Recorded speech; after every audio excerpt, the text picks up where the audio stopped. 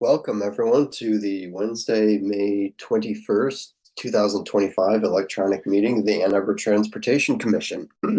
This meeting is being held electronically, but we intend to conduct it similarly to an in-person meeting. Public comments will be via telephone or Zoom only. To speak during any of the public comment opportunities, please call 206-337-9723 and enter meeting ID number 934-6385-2907 or join via the Zoom link. This information is also available on the published agenda in the public notices section of the city website and on the broadcast of this meeting on CTN. Chris, if you could please call roll. Before we start, I have received regrets from Commissioner Hutchinson, who will unfortunately not be able to attend this evening's meeting. Please say here and from where you're dialing when your name is called. Councilmember Ackman? Here, Ann Arbor. Okay. Commissioner Brovin? Okay. Commissioner Conway? Here, Ann Arbor. Commissioner Fluwelling? Here, Ann Arbor. Commissioner Automaki? Here from Ann Arbor. Commissioner Hook? Here from Ann Arbor. Commissioner Jacobson? Okay. Commissioner Keeler? Here from Ann Arbor. Commissioner Lee? Commissioner Lee is absent. Commissioner Carpenter? Here from Superior Township. Commissioner Zeker? Here from Ann Arbor. Okay. Commissioner Redinger? Here from Ann Arbor. Commissioner Margolis is absent. Acting Commander Mike Sherba? Here from Tyrone Township. Commissioner Stuka is absent. With that, we do have quorum. And I'll note that Rachel just joined. Hello. Okay. All right. There are two items on the consent agenda, approval of the agenda and approval of the minutes from April. Are there any modifications to the consent agenda? All right, seeing none, can I have a motion to approve?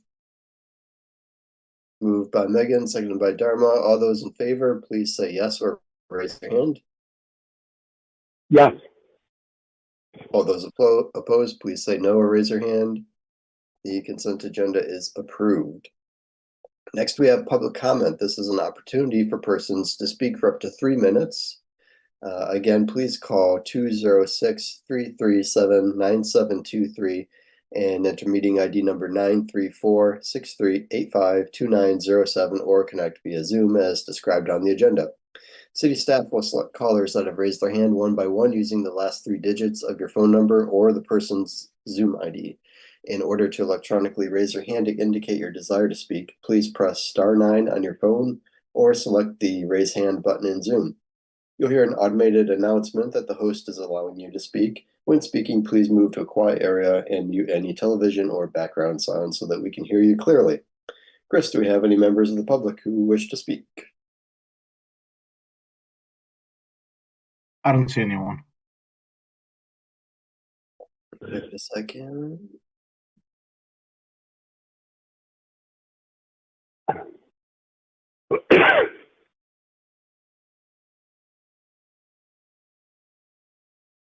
All right, seeing no one, we'll move on to commission business.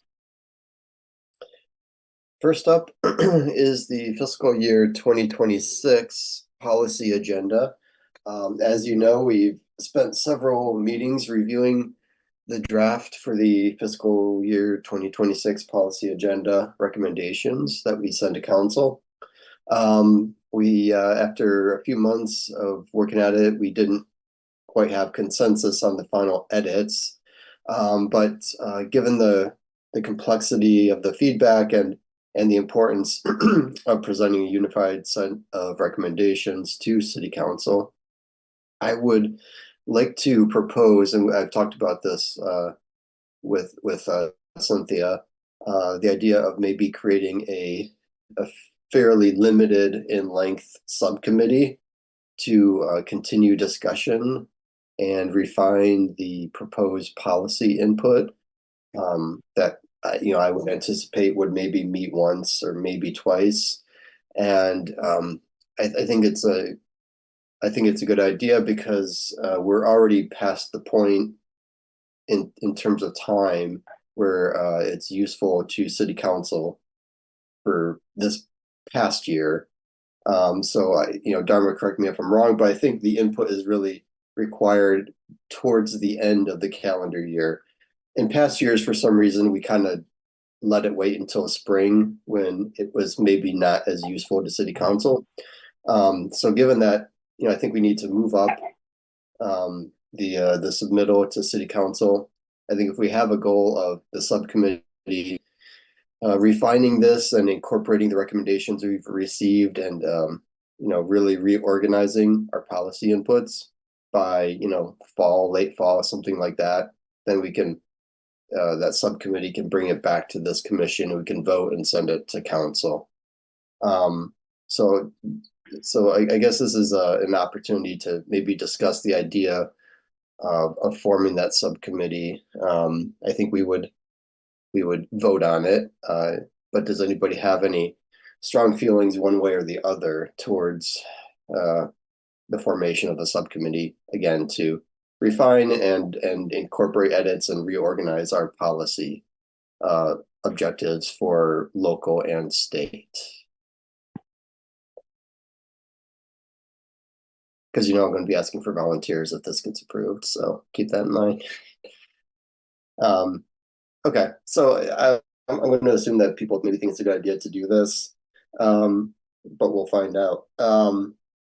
So is there a motion to create a subcommittee to finalize the Transportation Commission's fiscal year 2026 policy agenda recommendations?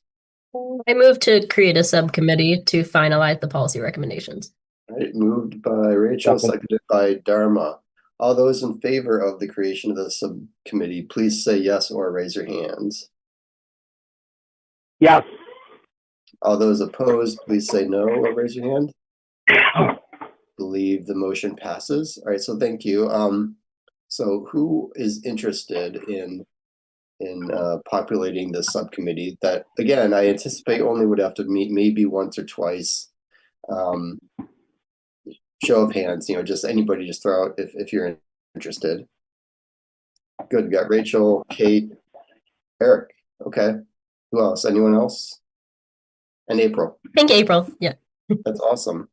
I think a 4-person subcommittee is big enough to incorporate ideas, but also small enough to really, get done the kind of wordsmithing stuff and reorganizing of the document that needs to happen.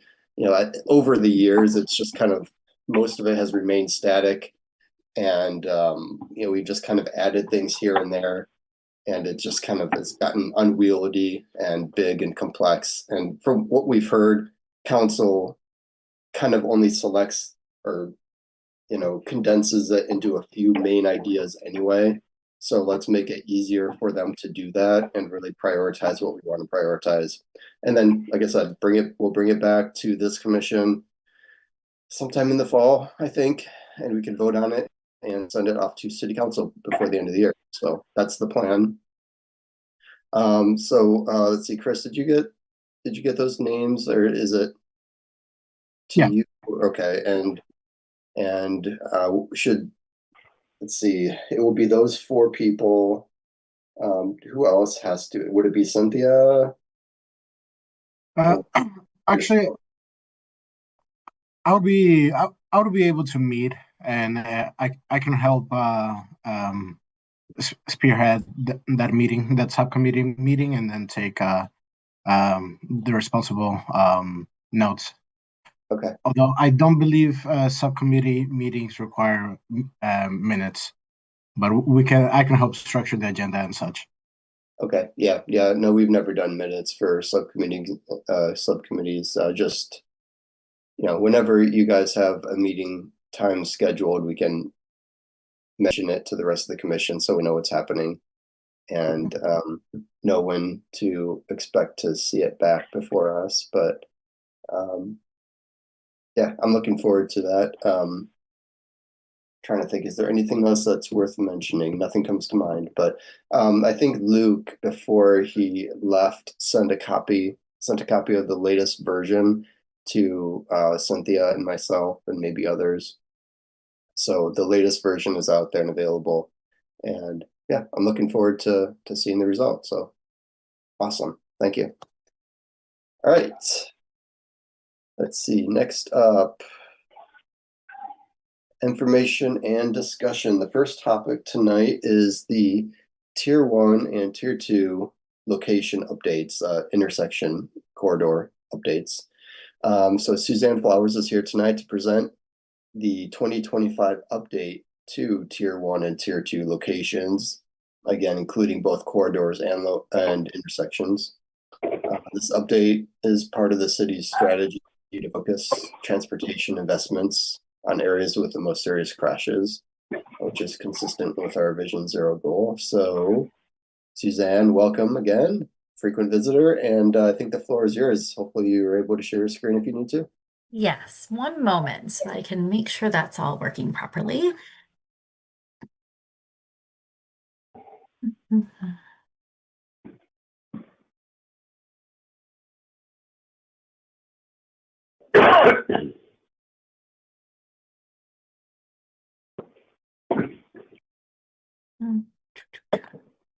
Just to get confirmation that you can see my title screen that says updated tier corridors. Yep. Okay, well, fantastic. Thank you, Transportation Commission, for having me back to discuss this very important topic. And again, we are here to talk about the new version of the tiered corridors and intersections. And I can't see anyone right now because of my kind of dual screen. So if somebody would give me a verbal cue, if there are questions, I want to make sure that I pause and allow for that however the chair sees fit. Absolutely. We'll let you know. Thank you. All right, a little bit of background, just to bring everyone back up to speed. The slide that you are seeing on the screen demonstrates our existing adopted tiered corridors and intersections as part of our Vision Zero Transportation Master Plan that was adopted in 2021. So there are two different colored corridors that indicate the kind of tiered nature of those. For example, our tiered corridors that are Tier 1 are in red on your screen. And those roadways included Olive Miller, Olive Plymouth Road, Olive Main Street, most of the portion of Washtenaw Avenue within the city limits, the portion of Packard from Main to just before Eisenhower Parkway. And then the items in orange are our Tier 2 corridors. Those would include corridors such as Huron Parkway, Getty's, Eisenhower Parkway, and Stadium Boulevard. As a refresher,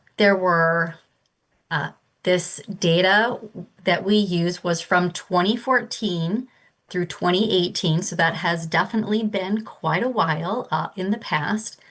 And we also have various purple dots on the screen to indicate where those key intersections were located. Some of those were along Huron Street, State, Hill, and Washtenaw, just to name a few general corridors where we were seeing higher crashes when we developed the plan. In this first iteration, we had 17 intersections located for Tier 1 and Tier 2, and we had 56 miles of Tier 1 and Tier 2 intersections. The intention when we developed the plan was to always update this data to reflect the current crash information that we're seeing across the city. And the methodology that was used within the plan development to create these tiered corridors is available on the Vision Zero Transportation Plan website. That is Appendix D, as in dog, and is still available for everyone to view if you really like that GIS sort of nuance for figuring out how all these sections were joined. That information is still available for you. So tonight, what I'm going to do is really spend more than a few minutes looking at our tiered corridors, and I would like to remind everyone of the purpose, why we had these tiered corridors in our plan development. One is to ensure that we are obtaining the goals outlined in our Vision Zero plan. We want to identify crash severity and frequency locations. We want to provide focused attention for capital investment, prioritize that investment over the CIP or capital improvement plan. And these, again, tiered locations, if you have a copy of the plan or have that available, are on pages 27 and 28. So I'm going to provide a little bit of an overview of what this process looked like this time. So we'll talk about the new data that was used, the new segmentation for corridors, how we added the Ann Arbor Police Department's crash investigations as part of our scoring, some of the manual changes that we made, and again, reiterating that we want to update this data set every 2 years. So let's talk a bit about the segments. If you recall, just a moment or two ago, I said we had over 56 miles of corridor Tiered 1 and Tier 2s in the plan. And those corridors, for example, Plymouth Road, were the entirety of Plymouth Road within the city limits. When we were doing the evaluation, we really thought that we needed to segment and make those segments shorter to align with what is reasonable for constructability perspectives. Very seldom would we have, hundreds of millions of dollars to do, again, all of Plymouth Road. Our capital improvement program really allows us to take chunks, and so we wanted to better align those segments with that constructability. The other reason why we did some segmentation is to look at the adjacent land use and the posted speed limits. Within the State Street corridor, we can see a lot of different land uses or adjacent land uses from the northern end of State Street to our southernmost end. So we wanted to get those adjacent land uses more closely aligned. Let's talk about the points allocation. In the original calculation, we had fatal crashes as a full 50 points. This time we're adding the Ann Arbor Police Department's serious injury callouts. When we were doing our deep dive with PD on the 2019 through 2023 crash analysis, we really started to uncover the variability within serious injury crashes. We saw that there was a need to differentiate the most serious of serious injuries, and we worked with our partners at PD to better understand when their systems and their teams are deployed to respond to the most serious of injuries. So that's why you're seeing on your screen that fatalities and AAPD serious injury callouts are now receiving 50 points. We do have a slight decrease in our serious injury crashes because we think that the goal of Vision Zero should be to focus on fatalities and the most serious injury crashes, hence for the differentiation in 30 points to 50 points. Similarly with B-level and C-level and property damage crashes. And as a reminder, we did have this discussion about the crash severity and those AAPD callouts at our September 2024 meeting. If you do need to go, if you are interested in reviewing the slides or listening to that presentation again. Suzanne, if I can interject one thing, I think Yeah. there's a couple of Transportation Commission members who are on tonight that maybe were not at that Okay. September meeting. The term call out is familiar to AAPD, and I think it's familiar now to engineering, but for some it may not be. And we use the term call out when our crash team is again dispatched, and it's called a call out because more times than not they receive a phone call from home and they leave home to respond to the station or respond to the station initially and then to the scene. So that's where that comes from. But these are the incidents where our crash team is again dispatched to the scene of the incident and begins a significant investigation into the causation of the crash. Thank you very much.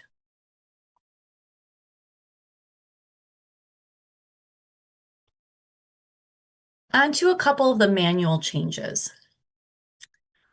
When we are reviewing the corridors, sometimes things stick out that maybe we need to better understand what's actually making a particular corridor stand out. And that allows us the ability to go in, look at the exact locations of those crashes to see if they're really corridor-based or intersection-based. And Cynthia, I may have you, since I cannot see you, provide a little bit more context if there needs to be a bit more clarity on this. So there is a small section of more, and we did remove that small corridor because the crashes were really happening not along the entirety of that corridor, excuse me, but really just at an intersection. So we didn't want to overrepresent where crashes were maybe occurring, within that short segment. Similarly, along East Medical Center, again, crashes are really happening at the intersection and not along the entirety of the corridor, and that's what was making that pop. And then the two locations that are on your screen, Washtenaw at Wilmot and Washtenaw at Forest. Washtenaw is bifurcated at this location, and these were not multiple crashes. They were actually both crashes on Washtenaw that had overlapping kind of circles for when we were doing the analysis. So I do want to pause here in case there's any follow-up questions. Yeah, Dharma, go for it. Thanks. So one thing that pops out to me here is wondering which data set that you're using to look at these, because I know East Medical Center Drive has been closed for probably hasn't been fully functioning because it's being reconstructed. So was that a factor as you were looking at this, or what data were you using? Yeah, thank you. We used the data set from 2019 through 2023. So we wouldn't have that impact at this time, but when we do the analysis again, we will have to be very mindful of what was happening, during all of that construction as well. But wasn't the construction when did it start? 2023? I guess I was thinking it was during that. I thought that happened last summer. Maybe you're but right. I could be wrong, and I'm happy to I think it's follow just up been on that. the topic of discussion for so long. I'm thinking it goes back further than it does. So, okay, that's fair enough. Thanks. Okay. I think, Thank you. Suzanne, if I may, it's also Yes, important please. to remember that there will always be construction in the data set. Because it is a year-over-year data set and we're looking at the complete data set. So there will always be construction that is occurring within that data set, and there will always be change that happens within that year. And that's why it's really important to be updating this on the every 2 years, because it is a network scan. And the network scan occurs with all crash data. And so hence the need for us to keep updating this every Yeah, I few get years. that. I guess I was just more concerned that you'd have a false signal of decreased no crashes, but if a road is shut down for a good summer, that would obviously could potentially impact. Well, that's more what I was thinking. Are there any additional questions on this slide? I don't see any. Okay, thank you. I will proceed. So it's really important that we continue to communicate the why of the work that we're doing to really achieve Vision Zero. And so for the intersections and corridors, the focused transportation investment on corridors and intersections with the most serious crashes is one of our strategies in the plan, and again, can be found on page 27. And I really would like to emphasize a couple points. These tiered corridors and intersections are a tool that transportation and engineering will use to help inform decisions about what is happening along a corridor or at an intersection. We want to use that information to develop engineering designs to target known crash patterns and behavioral issues that we're identifying in the data. This evaluation should be viewed as a quantitative indicator of the worst performing corridors in the city of Ann Arbor. And we're evaluating our corridors and intersections against themselves, and we're not comparing anything outside of the city limits. And lastly, I really do want to reiterate that engineering solutions alone will not get us to Vision Zero. We've had a lot of conversations about the importance of a safe systems approach and a lot of different layers that we need to put in place to ensure that if there is a mistake, that it doesn't result in a fatality. So we need safer people, safer vehicles, safer speeds, safer roads, and post-crash care. And those were some of those additional topics that we spent some time on at the September 2024 Transportation Commission meeting.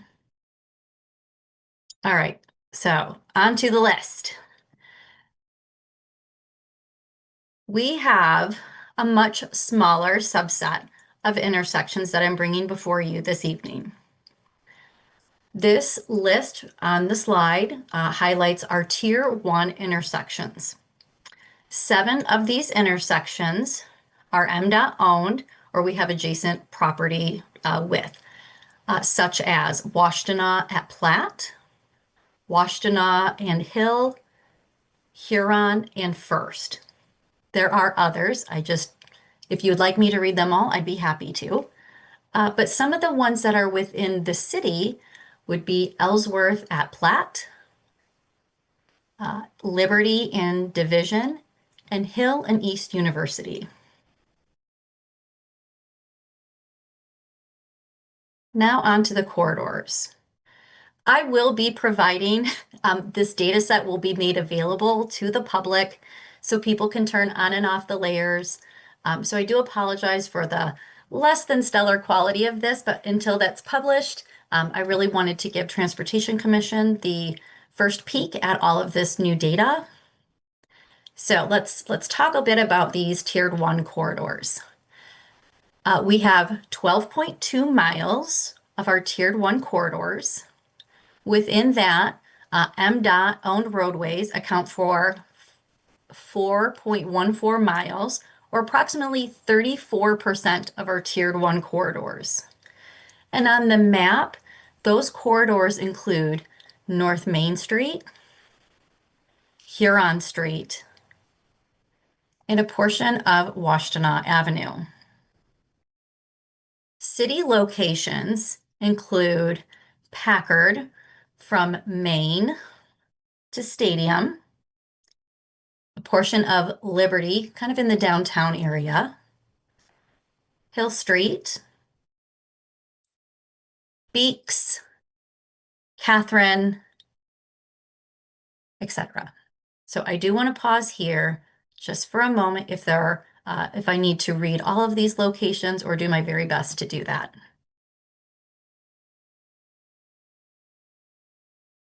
Okay. So just reiterating why we're focusing on this strategy. The tier 2 intersections, there are many more. This list that is before you comprises 20 total locations. 10 of them are on MDOT corridor or on MDOT roadways. A few of the Ann Arbor locations that I want to call out would be Ann Arbor Saline Road at Eisenhower Parkway and Stone School, Glen Avenue in Ann, and Huron Parkway and Glacier. And again, we do have a lot of locations that are on our state trunk line, such as North Main Street and Depot, North Main and Summit, Washtenaw and Geddes, Washtenaw, Huron Parkway. Yes. So let me pause there for a moment and see if there's any questions. I do have a map as the next slide to show this a bit more visually for everyone. Okay. Oh, yeah, Peter. Oh, yes. I'm wondering how the fact that we have so many MDOT streets on here is informing the process of the trunk line transfer, or is it? And I would turn to, I don't, not up to speed on that project. So Cynthia, if you could answer that question, please. Yes, it is not directly impacting the trunk line transfer. That is going to be a process, probably a bit of a lengthy process that is going to be, worked through with that negotiation between staff and MDOT. The staff continues to make progress in that work area. I think that really what we need to be considering is really, as we're seeing still this high occurrence of intersections and locations that are on these MDOT trunk lines, the more interesting question is, what is staff doing to help mitigate that in near term? And Suzanne, I'd like you to go ahead and just touch on some of our ongoing initiatives in that area. Absolutely. So we are, we have reached out and have a meeting scheduled to begin similar conversations that we're having with AAPD, with the state university region, and members from their kind of safety division to better understand where we can both have success. When I saw this list, I brought this to Cynthia and said, we really need to be proactive with our partners at MDOT. We've had a lot of success as a team over the many years to improve, signal timing and APS, LPI. So we really need to dig in and find ways that we can help MDOT achieve their known safety goals and also achieving our own Vision Zero goals.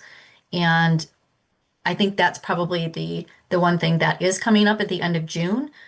So I'd be happy to provide a report back after that meeting takes place on kind of the next steps and how we as staff see that moving forward in a really meaningful way that everyone can achieve goals. Dharma? I wanted to just chime in with the council perspective. First of all, I want to say that I'm heartened to hear that that you all are working as hard as you possibly can with MDOT to address these while they're in their ownership, because they should be taking care of this or working with us to address this. So I'm very happy to hear that, because indeed any kind of transfer is going to be a long-term effort. City Council also, already has instructed city administrator to begin negotiations. And as I understand it, the main thing is finding out what amount of money the state is willing to give us to bring these roads up to a state of good repair, because we simply do not have the money to do that on our own. So, thank you. I was curious, Suzanne, for all of the corridors and intersections, the selection of them. I know it's based on a point system. Um,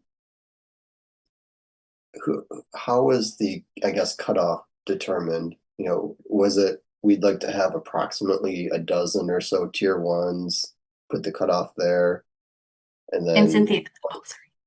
what's up? Yeah, so this is where my GIS knowledge greatly diminishes. So Cynthia, I am going to ask you because you have been deeply involved in that side of it, and I think you have a way to explain it that is much more succinctly than I probably could. I will try. Definitely, we don't want to get into the math too hard, just because of time. So we utilize our GIS staff to run this analysis. The analysis methodology was developed as part of the original transportation plan development through Sam Schwartz's contract, which is now TY Lane. They documented that process really well, and we as staff went through and reviewed and vetted that process to make sure that we would be able to reproduce the process when it was time to go ahead and redo this analysis with new data. So our GIS team runs that analysis, and it's based on an area. The intersections are analyzed in a circle area around an intersection, which is standard practice for intersection analysis.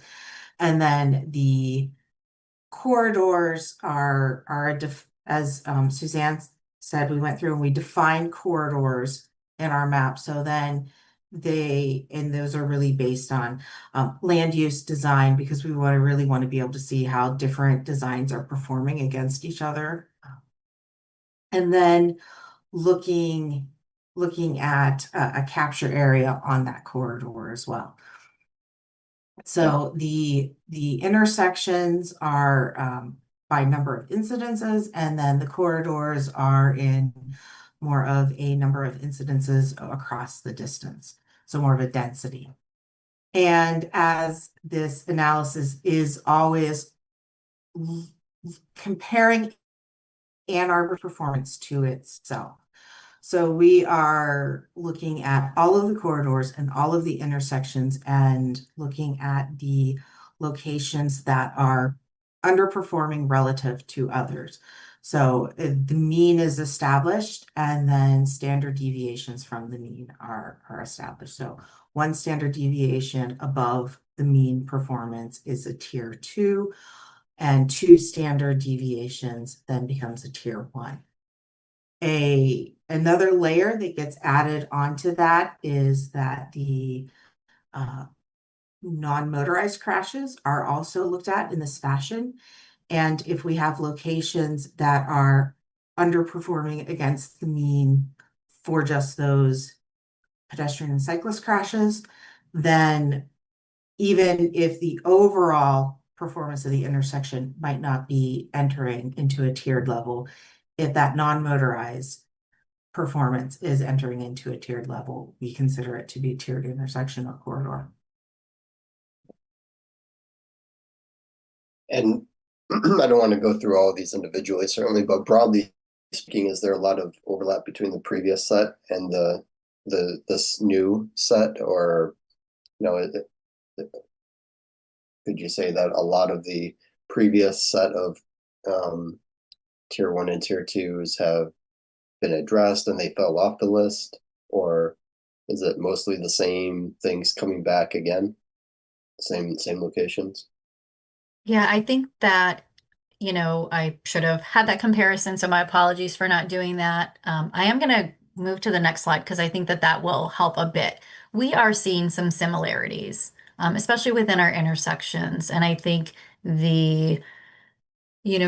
having as many trunk line areas within the tiered locations and even our intersections, that is really showing us that we are not making the progress at these particular locations. So yes, that is the same. Some of them have moved. That could be related to a lot of different variables. You know, our land use is changing really rapidly. Behavior changes really rapidly. So while there are some similarities, I think that there is some consistency, and I think some of that consistency is demonstrated along some of our trunk line corridors. That to me was the very telling similarity that I noticed from the original locations to the 2025 update. Thank you, Peter.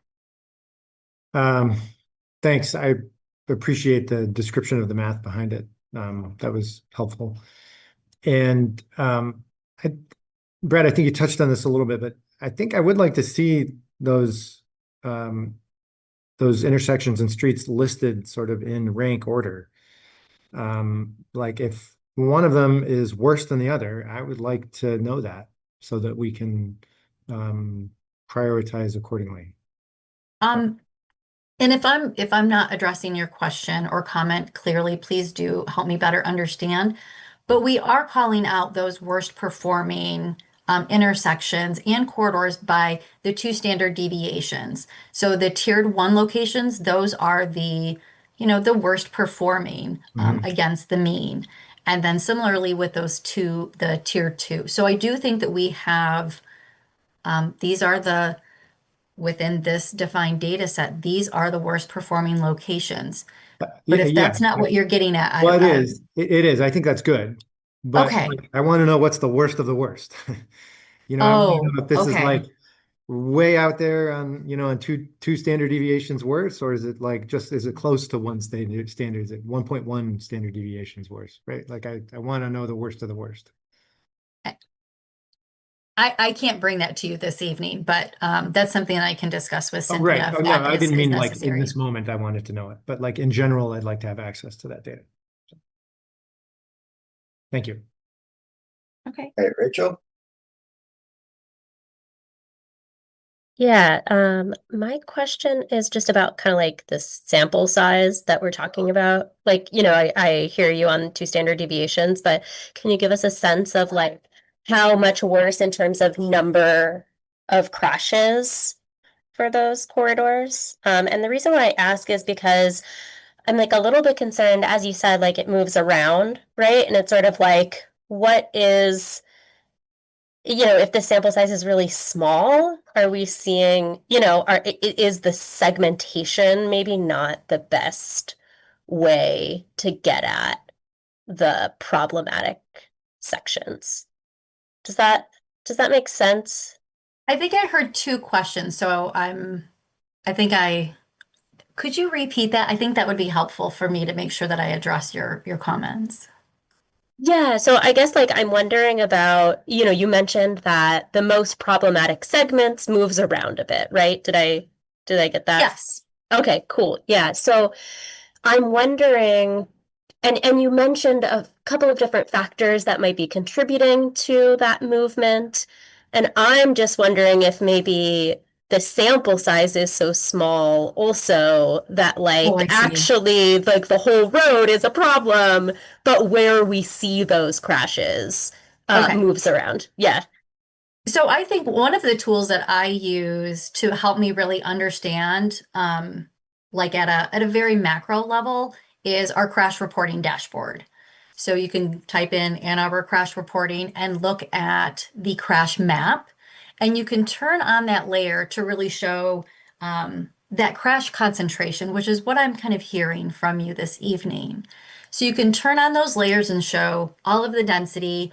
I always turn that off because I want to see what's happening with our ped and bike.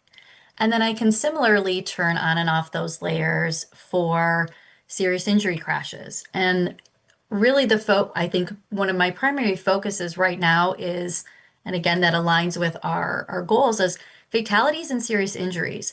Some of these locations may seem like they are really problematic, but it's because they have a lot of very low level and property damage only crashes. That is a success. When we can have somebody walk away from a low speed, maybe fender bender, I think that's just great news. And so this kind of frequency and severity of the crashes is really what our tiered corridors are calling out.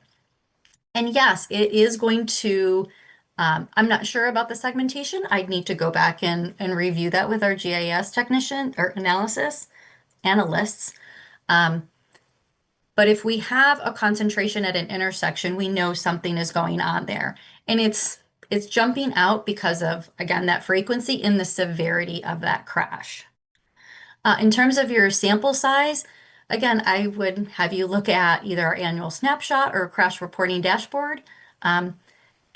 In one way, we don't have hundreds of thousands of crashes that are resulting in fatalities and serious injuries. One fatal crash is far too many. So our sample size as a community, the size of Ann Arbor, is relatively low in comparison to some of our other, peer cities, such as Detroit or Grand Rapids. So I think that there may be some smaller sample sizes happening, but that's just reflective of the crashes that are being reported in that data. But I'm happy to take a look at that a little bit more and provide some additional responses at the next meeting or at a later date.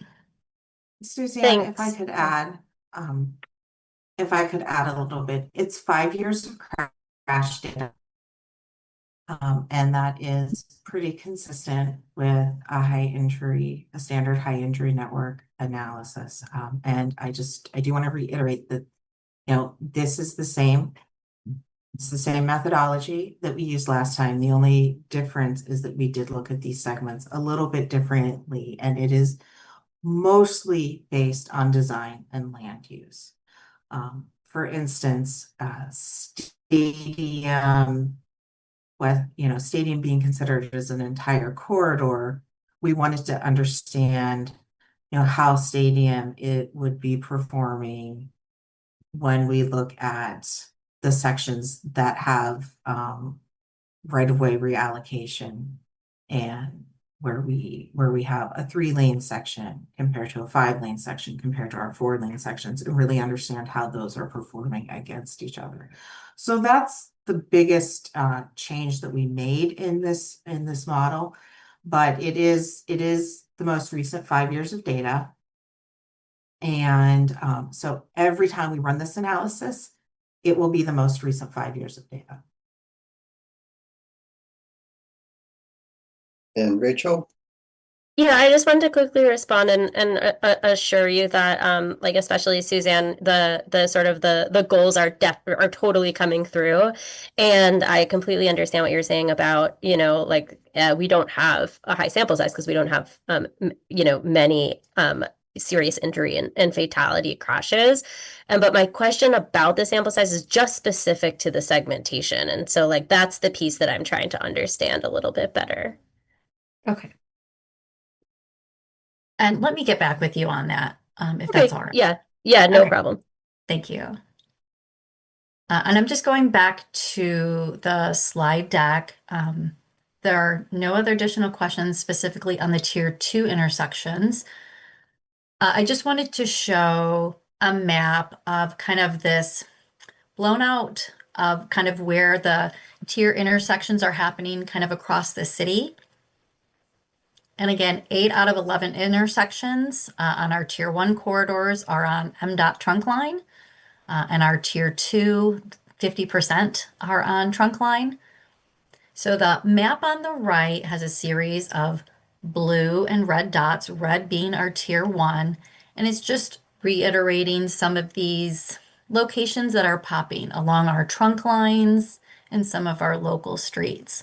And it's really hard to see some of these locations. So I did provide a map on the left of your screen to show what some of that concentration, for example, along Huron Street is. I was really surprised at almost every intersection along Huron in our downtown area. We're seeing this as a tier 1 or a tier 2 location.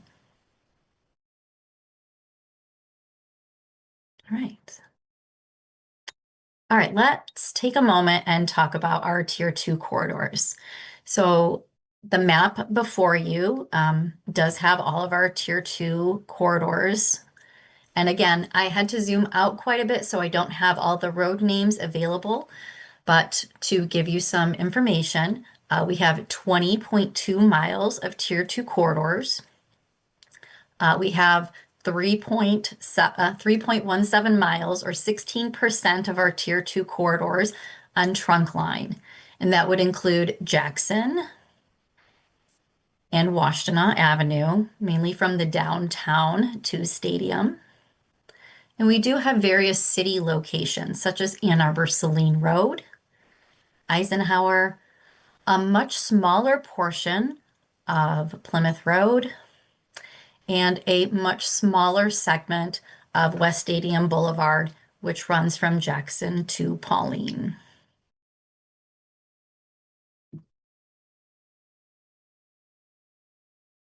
All right, and I just have some summary slides just to reiterate where our Tier 1 and Tier 2 intersections are by city-owned roadways. So Tier 1 Tier 1 intersections, 27% of those are on city streets, and Tier 2, 50%. And subsequently, MDOT roadways for our Tier 1 intersections, that's 72%.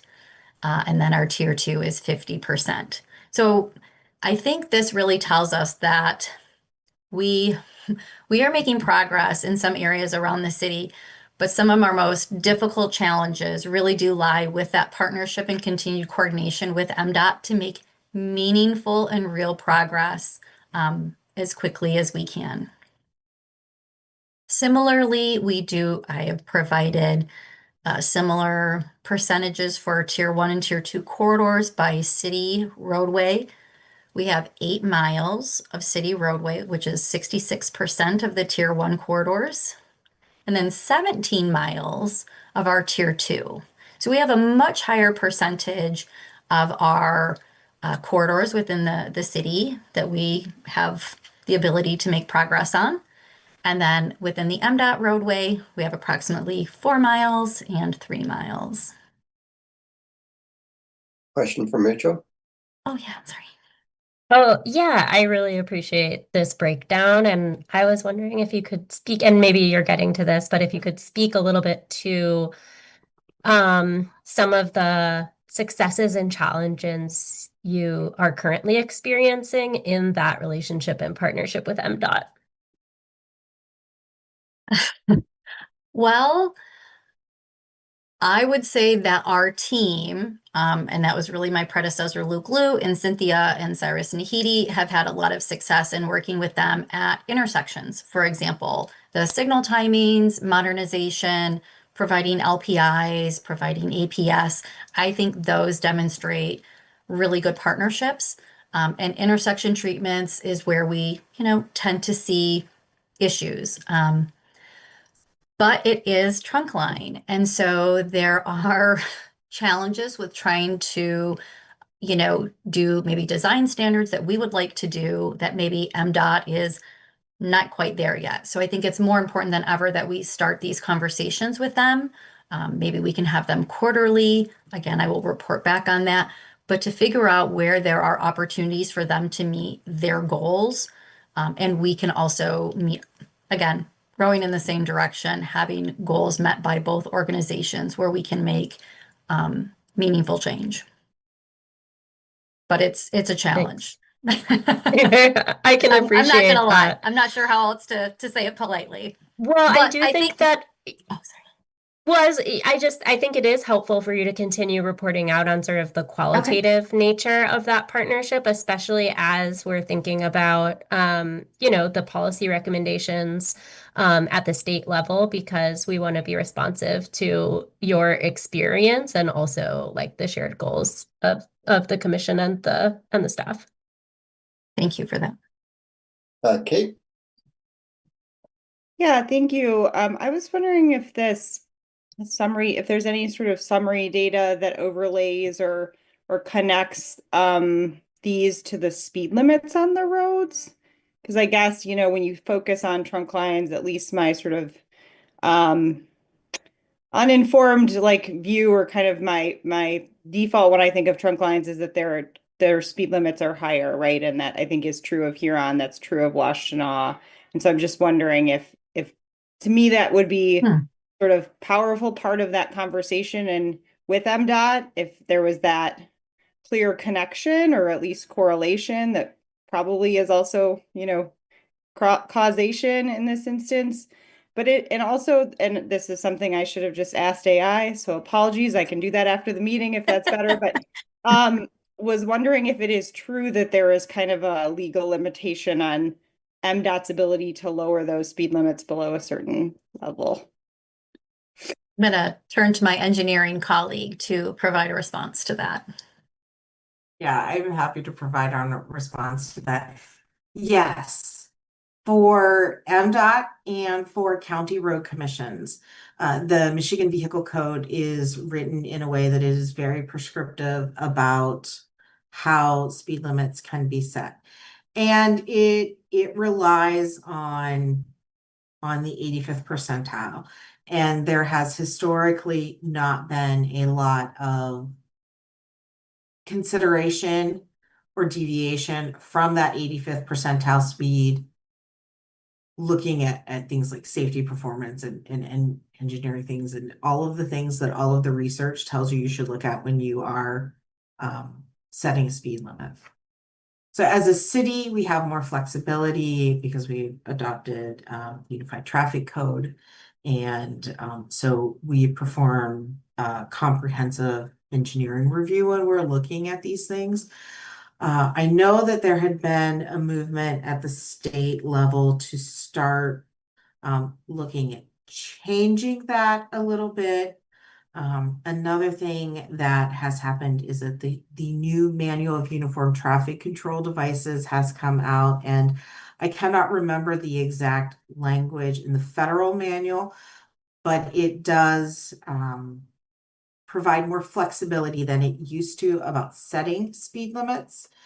And the state law does not provide any differentiation between setting speed limits in urban environments and setting speed limits in rural environments, which the most recent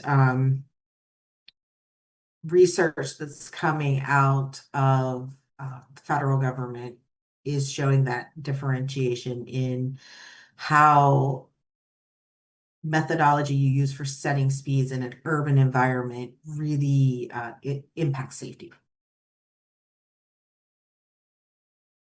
Did that answer your question? That might have been a bit too much.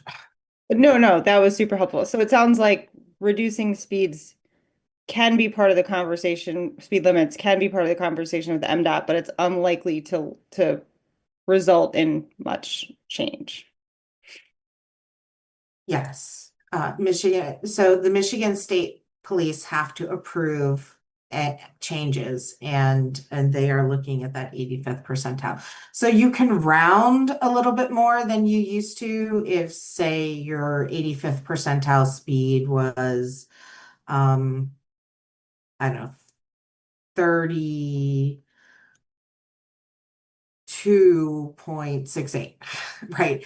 You could round instead of having to go up to 35, they would have the flexibility to round down to 30.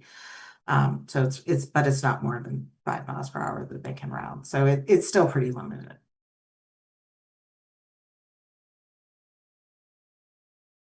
Thank you. All right, I just have a couple more slides. Sorry, but this has been a great discussion. I'm glad this is a good time for, what is the difference between our tier 1 and tier 2? Our tier 1 corridors are intersections that are seeing more fatal Ann Arbor Police Department crash investigations and serious injury crashes than other streets in the city. Our tier 2 corridors and intersections are seeing less than our tier 2, but are seeing more than the average. And again, Cynthia had provided some context on our tier 1 and tier 2 corridors, also focus on our vulnerable road user crashes, which are our most vulnerable population.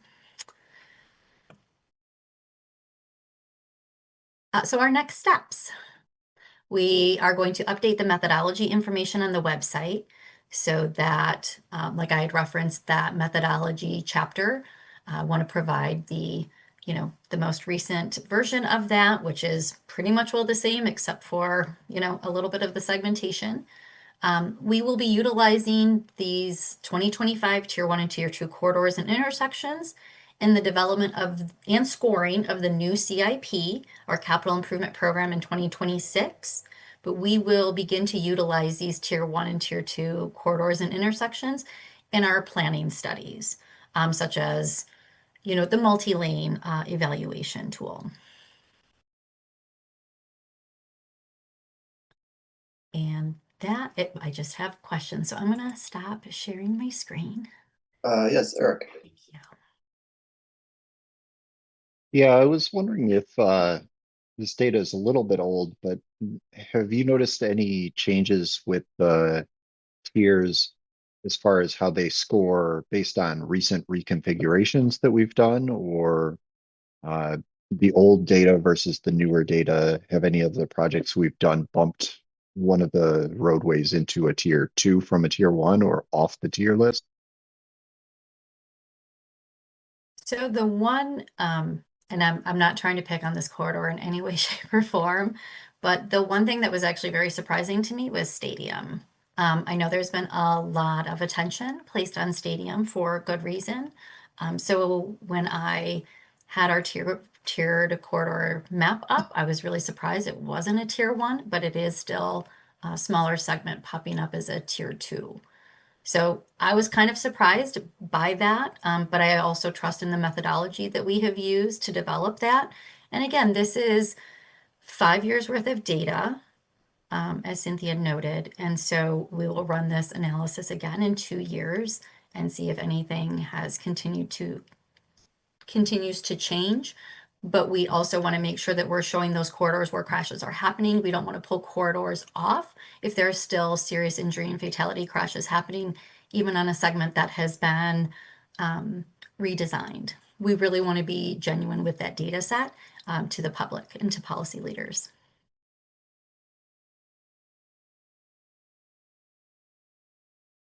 All right, thank you. We ran a little bit late, but I think Oh, like I said, Suzanne. it was a great discussion. So thank you always, Suzanne, for coming in and presenting to us. Thank you. Thank you for the robust comments and questions. Much appreciated. Look forward to seeing the impact on the CIP. All right. Moving on to the next item is the draft comprehensive land use plan with transportation edits. We'll hear from Michelle Bennett, who I know she's a participant. I'm not sure if she needs to be moved over as to a panelist, but who will walk us through transportation related comments that have been submitted for the draft comprehensive land use plan. These edits were developed by staff in collaboration with the RIDE and aim to better align land use and transportation goals. So do we have Michelle? There we go. Hello, Yeah, Michelle. I think the can you hear me? yes, we can. Thank you. Okay, thank you. I missed a little bit of your intro as I re-entered as a panelist, so I'll just start with an introduction. My name is Michelle Bennett. I am a planner at the City of Ann Arbor. I'm new-ish to the department, but I've been at the city for almost 3 years now, and only maybe 7 or 8 months in my current role, which is primarily working on the comprehensive land use plan. So in the beginning of April, our first draft was issued, and we have been going through it with staff simultaneously with the Planning Commission, and it was sent out to all the other commissions to review. So I appreciate you all taking up our offer to come out and chat about it.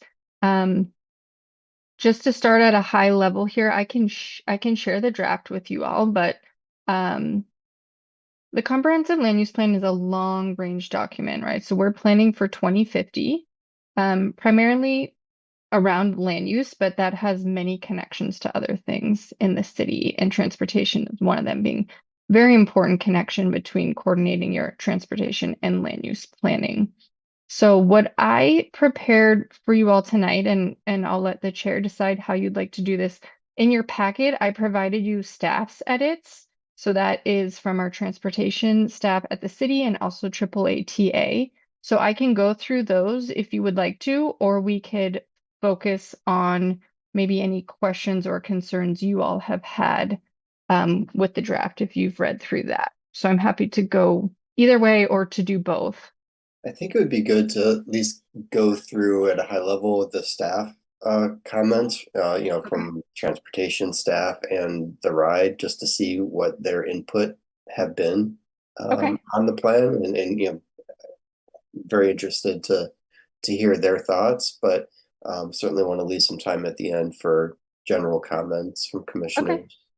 Sure, no problem. Thanks. So I'm going to start us in chapter 4. That's where our goals and strategies are. And there are 3 major goal areas: housing and neighborhoods, economy and opportunity, and infrastructure and services. I believe most of the transportation related goals are in infrastructure and services, but I thought I would at least touch on here in housing and neighborhoods. Goal 4 is to encourage walkable, connected neighborhoods with with access to basic needs and amenities. So it is transportation is a consideration in every area, like I said, because these two, land use and transportation, overlap so much. I can go to that goal, but there were no comments from staff there, so I think in general that means there's support. And I will say that in general, staff just had some comments to refine some of the content. They were not asking to rethink anything major. It was just kind of defining terms or speaking more clearly about certain things. But I did want to draw your attention to 4.2 does say to focus denser mixed use development near transit, commercial amenities, and adjacent to regional parks. So there is that connection there, as well as in 4.3 complete neighborhoods, which is something we've been talking about, and that requires density for walkability, but also greater access to bus stops, and to help align so that we can work with AAA to increase their bus service too through density. So there's always kind of the chicken and the egg with planning of does land use come first and then transportation follows, or does land use follow transportation? So in this case, we've just tried to consider them, both at the same time. Okay, so I'm going to move us down to page 82. That is where our first comment comes from transportation staff. And again, I think these are pretty straightforward. They're not necessarily big discussion topics, but page 82, first column, last bullet point, we have a reference to quality mobility infrastructure. And the comment was, can you elaborate on that a little bit more? That might not be very obvious to an average reader who's not in the fields of planning and transportation. And so the suggestion was to change that to compact land use, high frequency transit service, and comfortable places to walk and bike. So that's the suggested language to elaborate on quality mobility infrastructure. Could you repeat that one more time? The suggested change, or is it it's in the attachment? It should be in your packet, but yeah, I have it open right here. So for quality mobility infrastructure, the suggestion is compact land use, high frequency transit service, and comfortable places to walk and bike. Got it. Thank you. On that same page, there's 2 more edits here. The first bullet point in the second column is a request for us to add speed management here to our list. So the first bullet point is talking about actually these tiers that I believe you were all just touching on. The transportation plan identified tier 1 focus corridors. These include many of the higher speed, higher volume arterials that move traffic through the city. And then it says planning for increased density on these corridors will require corresponding transit, pedestrian, and bike improvements. And then they wanted us to add speed management to that list.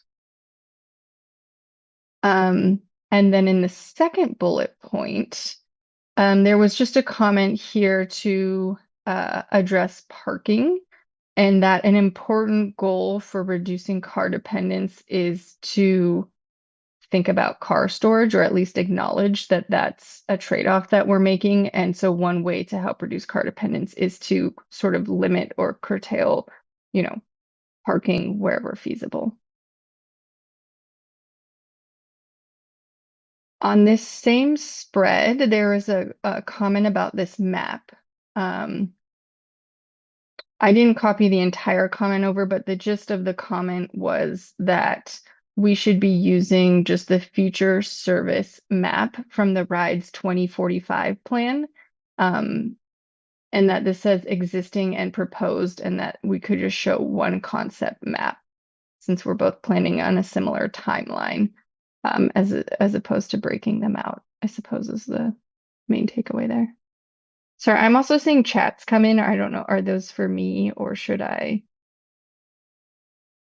Real quick, defer Pete, to Pete, are Chris? you able to see what Michelle is sharing her screen? Pages 82. I and just wasn't sure if we 83. were supposed to be following along with a shared document or not. I'm sorry. Is my screen shared? Yeah, it is. Okay. The comments are in the agenda. So Are you in can your follow agenda. along with the comments if you want. Okay. All right, I'll do that. But she is also sharing a screen, so it says rationale and it has a map. Yes, so we're on the spread. The pages are 82 and 83. So I've only gone over the first two comments from the what's in your packet regarding page 82 and 83. Is there any questions or discussion for this section before I go on to page 86? Okay. So you are grouped in with other infrastructure. So these goals refer to more resiliency planning. And then when we get back to 86 and 87, there's some more transportation. So these are, I guess, relatively small in terms of making the edits, but I think could be large in impact. So the goal here, right? So our goals are broader, and then our strategies are supposed to be more specific ways that we are going to serve this goal. And I believe this came from AAATA. It said, if we're just looking at this very left-hand column under goal 9, right now it says invest in a street and transportation system that responds to land use and prioritizes safe and equitable access. And the suggestion was to change it to invest in a street and transportation system that complements land use and prioritizes safe and equitable access, vice versa. The rationale being that these two, land use and transportation, are joined, and it's not just transportation responding to land use, that the relationship goes both ways. So that's a very minor change that we can make. Secondly, on this page, if we go to the strategy 9.2, it says align transit service with land development. And this again is a minor change, align transit service and land development, because this suggests mutual alignment and that transit isn't chasing land use, which again, so they're looking at that relationship. Let's see, 9.3 is referring to transportation demand management. And there was a suggestion here to check in with the DDA. I believe this is in reference to their program. And Cynthia, maybe you can help me with this. I'm not a transportation planner, but I try to keep up my best with transportation planners. But the DDA, I believe this is in reference to the fact that they give out bus passes to people that work downtown.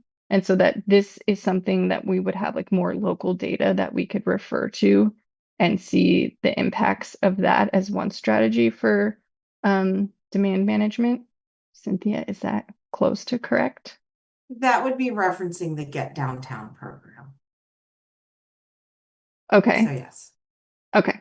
It's a partnership between the DDA and Brian.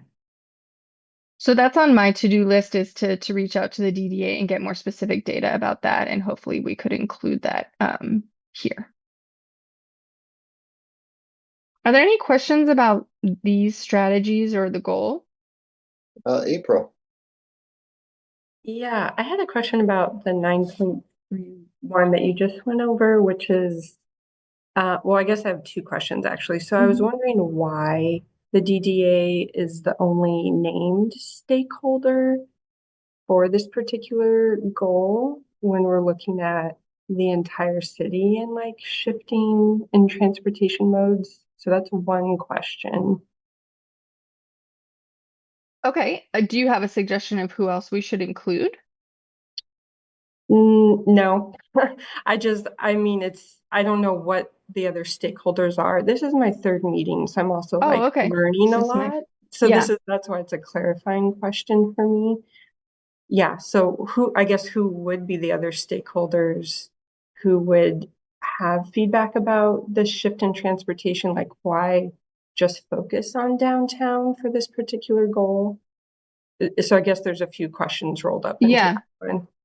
I think it's because it's maybe the only program that's systematically like collecting data that we could easily access, something that's like readily available to us, and a pretty widespread program. But Cynthia, are there other stakeholders that you could think of that we could include, or any other programs to look at?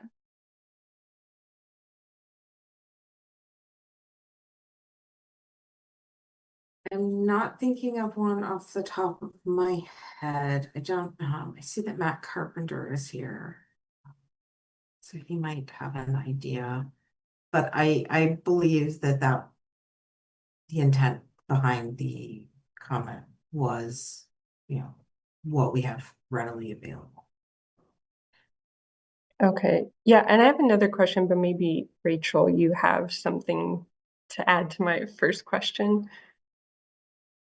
Yeah, mine is kind of similar to that actually. I'm glad that you brought up like why are we only thinking about the DDA, and specifically like I'm looking at this comment. I want to make sure I'm looking at the right comment. So the DDA would have better firsthand perspective on applicability with downtown decks reaching 40% capacity max at present. And then I'm kind of trying to parse this last phrase, the conditions for TDM seem strained. Does that mean like TDM is, I mean, if downtown decks are at max 40% capacity, it seems like TDM isn't needed. Is that what the comment is getting at? And like, I guess in relationship to April's comment, this is just my lack of knowledge about like what data do we have about where TDM is needed throughout the city, not just in the DDA? And other folks on the call might have insight into that. And I think that if we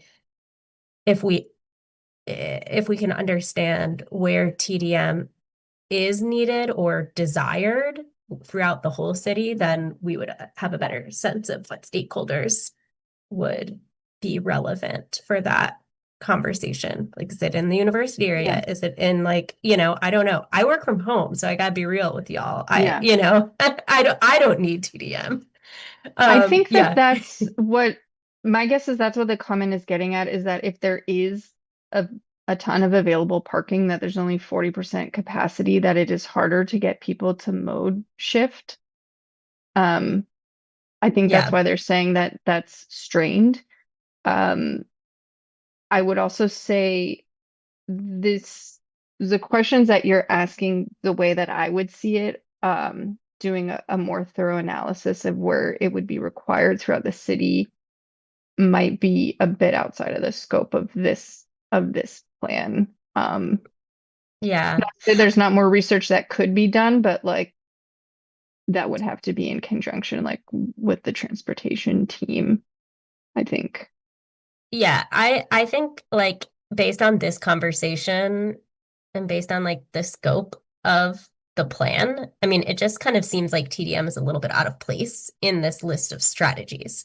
And clearly there's like a sense that's coming through around reducing car dependence. Well, variable pricing for bus trips is in a city where public transit is underutilized, is not going to help us reduce car dependence. So yeah, I mean, I think like what's coming up for me, both in the staff comments and this conversation, is that maybe TDM just isn't really the right policy mechanism to be suggesting in the context of this strategy.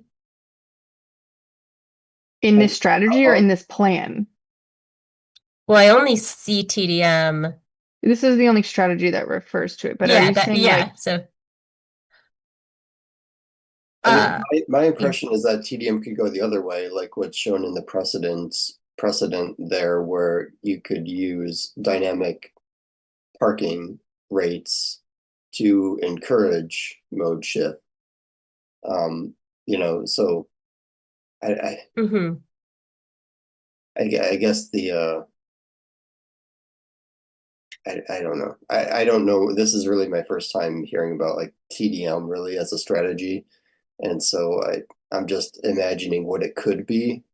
And so I guess to me, I can imagine ways that it would help.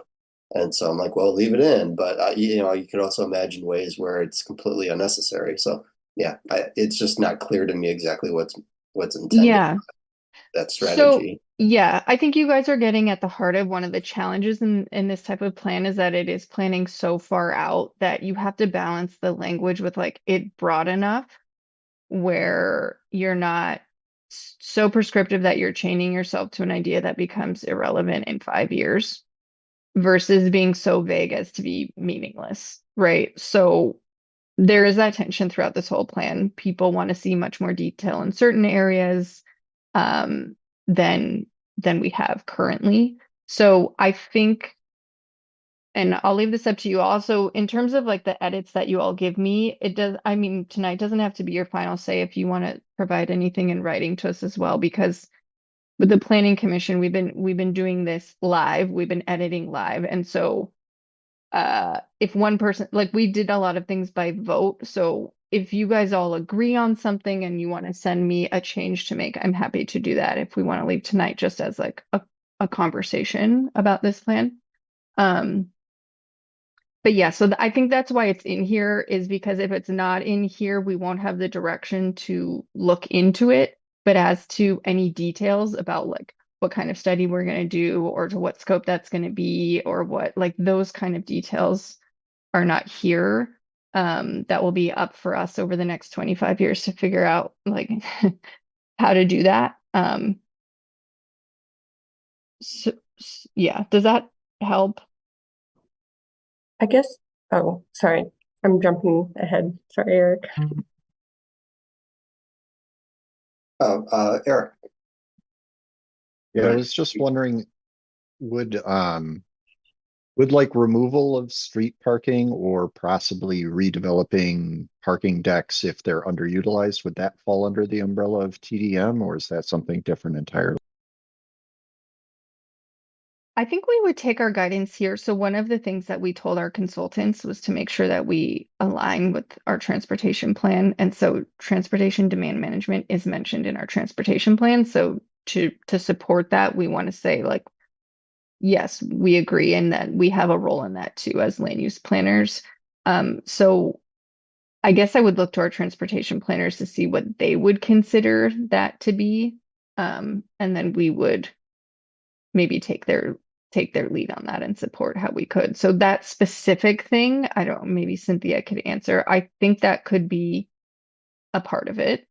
I just don't know if that it's laid out that specifically even in the transportation plan. Cynthia, do you think that that would count? Thanks, Michelle. I will say, first and foremost, that I was not in the room as the planners were creating these comments. So I cannot speak firsthand to the conversations that they were having about this. However, I think that I think that it makes sense for us to look at that in a little bit more detail with Michelle based on the comments that we're hearing this evening and see in developing some language that makes a little bit more sense and will be applicable for the long range of this plan. Okay.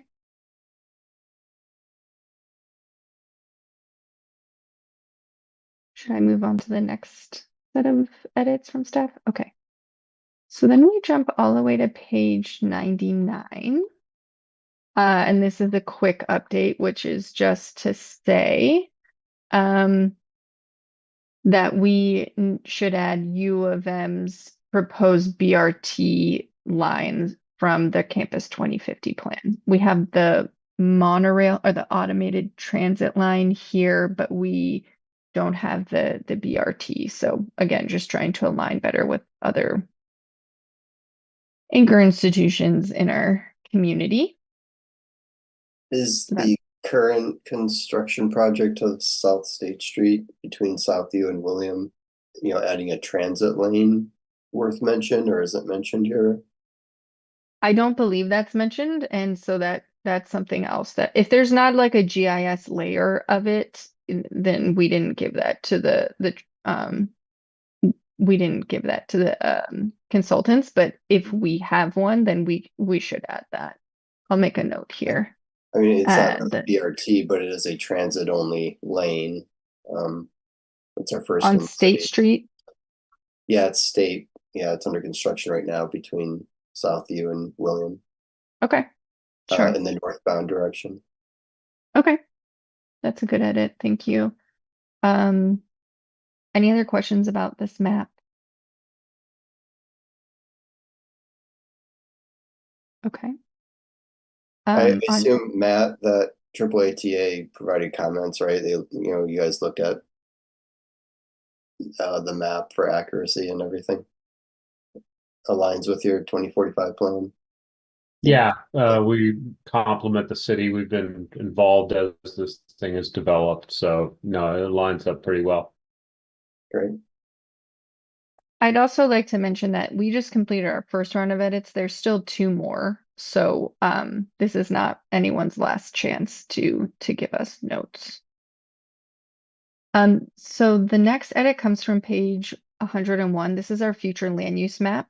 So for those less aware with comprehensive planning, this is a really important tool.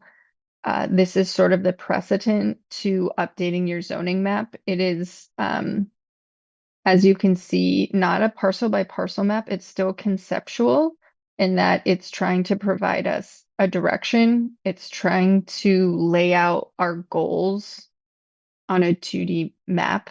So there is some information lost there, and there are some generalities, but that this is essentially what we would be looking at when we want to rewrite our zoning ordinance. So it's very important. And the comment here was in our transition zone. So you can see that's along a lot of our corridors, many of which are on the RIDES 2045 map for increased service. So that's another area where we have tried to align. But in doing that, one of the comments from AAATA was that Plymouth has been identified as a BRT corridor, and so that the entire corridor should fall under our transition district. And the transition district is calling for higher density and mixed use so that we can, like I said, try to support our transit service. And so there are sections along Plymouth, I believe this is Plymouth, where we have not put them as transition. And honestly, we've gone back and forth on this. So I will take this note, seriously.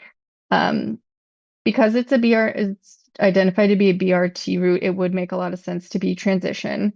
I think the reason we've gone back and forth is one, that there is like a historic district right here. And so we think that there are going to be realistic impediments to developing densely Like I think it's the Broadway Historic District. And then secondly, there's a pretty steep grade along Plymouth that we also thought would realistically hinder development. But again, as this is an aspirational map, I will talk to the team about that. And I think that we could very likely change that back to transition. Are any questions about a future land use map in general or how it relates to transportation? You may be hearing a lot of people around town. There's always confusion with this in a zoning map. But like I said, this is the precedent to it. This is not a legally binding map the way that a zoning map would be. And that's intentionally why it's not parcel by parcel. It's meant to be like a higher level. This is what we would like to see. Not all of this is necessarily going to be realized. Looks like Rachel has a question. Yeah, it's cool to see this. I'm wondering if there's a tool that you use to like overlay what exists now with this. So I'll tell you some of the logistical challenges to that. Not saying that, I mean, that's a good idea and people have asked that and that would be helpful. So I will make a note of that. One of our directives from council was to streamline our zoning ordinance because we have like 34 zones. And the zoning map is parcel by parcel, and our zoning map is divided into several different pages because it's very hard at this extent of a map. You wouldn't be able to see the level of detail you need to make any sort of meaningful distinction. So, like if you're thinking of, they have those cool tools where you can like slide and you can, yeah, right. Although I appreciate what you're saying, and I wonder if it was just segmented and at a much higher resolution so that this map, current the current zoning map. Well, this map was segmented. And I understand that this won't be at a higher resolution. I mean, I feel like there's two ways to go about it, right? It's like zoom in on segments of this and overlay the zoning map with it. Or the opposite is to like, almost like, rather than use the zoning map as the sort of illustration of what is now, to sort of aggregate some of the zones together to, or at least to not to say like what's legally possible, but rather like, what do you see when you walk down the street in this particular spot, you know?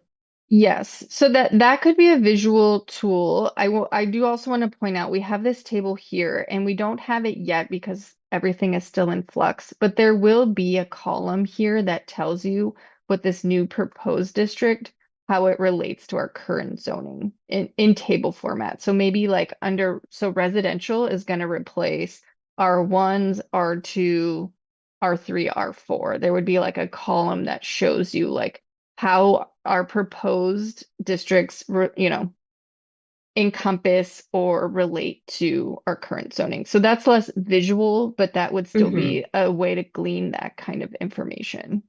But presumably the aspirational map doesn't simply align with that aggregation, right? Because we also are making changes. Yeah, and you would note what the changes are, what the new intents are. Yeah, it can get messy, but the idea is to show people so you have a record of how things have changed over time and how you envision things. And yeah. Although I feel like if you already have that, so it's going to ultimately include all 34 zones within those 5 categories. Well, if you want to just like take this up a notch, recently the Planning Commission got rid of one, so there's actually only now 3 proposed districts, and these ones below aren't actually districts. They're just publicly owned land to show you visually like what we cannot zone. So there's really originally there were only these 4: residential, transition, hub, and flex, and recently Planning Commission in their first round of edits was like, let's get rid of flex and make it transition. So yeah, now we have to try to condense 34 into 3, which is going to be quite a challenge. And I want to be very clear that like, because this is aspirational, that doesn't mean from a planner's perspective that we are going to try to get to 3 zones. Again, it's just meant to show you like we want to streamline. This is the direction we want to go, but I do think that's nearly impossible to go from 34 to 3. That totally makes sense. I guess I just want to underscore that, like, not to say that you should do this work or will be able to do this work, but even with the current zoning map, if you're already doing the alignment to aggregate up to 3 categories, theoretically we could also show what that would look like with today's zoning. And then it wouldn't be parcel by parcel, presumably. Okay, I put that down as a note. Any other Any other questions? questions on this page? All right. Okay. Page 5 is an easy one because it's just asked, or 105. Planning staff has asked us to remove this call out box that describes what nodes are and this map. I think largely, I didn't write the rationale down, but I'm sure it's a good one. I think it was just potentially confusing and or going to be changing, and that it didn't really bring any new or relevant information that we need for land use planning. Now, Cynthia, if I got that right, maybe thumbs up or feel free to add anything to that. I think that's my last like page by page edit. I have just 2 general comments. One was regarding complete streets. That's a phrase that's used commonly throughout this plan.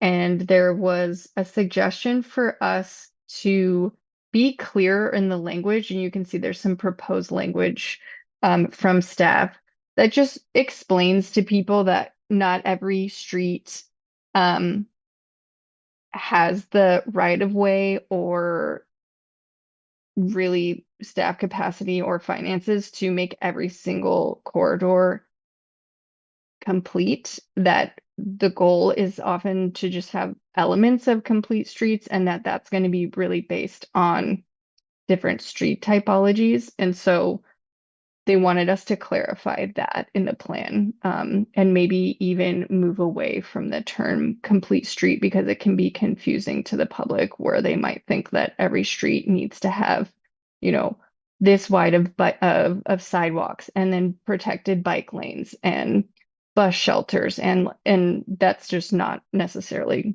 the reality. So there was some comments there about clarifying that language. And then generally, you see this last comment here around corridor studies. So we have mentioned in this plan that we will continue to coordinate with the transportation team when we need to get much more specific about how land use and transportation planning are going to, impact our streets. And that's already being started now with the multi-lane studies that transportation is the team is working on, but that we will collaborate when we need to, when we identify certain areas that need much more in-depth study and analysis. So instead of now, again, this is like the conversation about what level of detail. We don't have listed here exactly when and what corridors and intersections that we're going to be evaluating. Just a note in here generally that we understand that we need to do that in the future. So that language is in there. I'm happy to read it out loud, but I tried to summarize that all for you. Those are all of the staff comments. If I could, TC1 corridors that we've talked about in this commission before, where will those land? Where will those be rezoned into hub or transition? Oh, that's a good question. Many of them here, let me go back up to our future land use map. There's very heavy overlap with our hub district. And so you can see our downtown is listed as hub.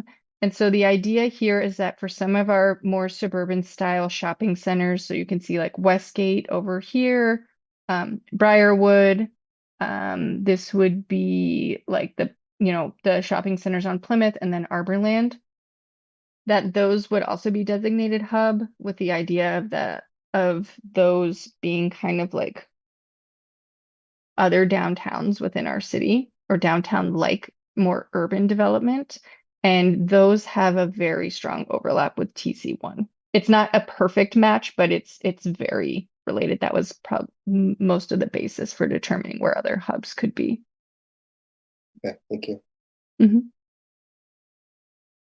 Are there any other comments that you wanted to go through from staff before we open it up to more general discussion?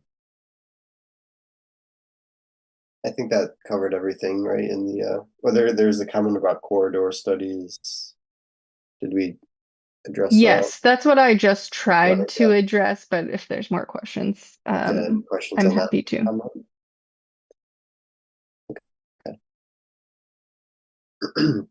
Well, so does anyone have other general planning questions or about how the process is occurring with the comprehensive land use plan update?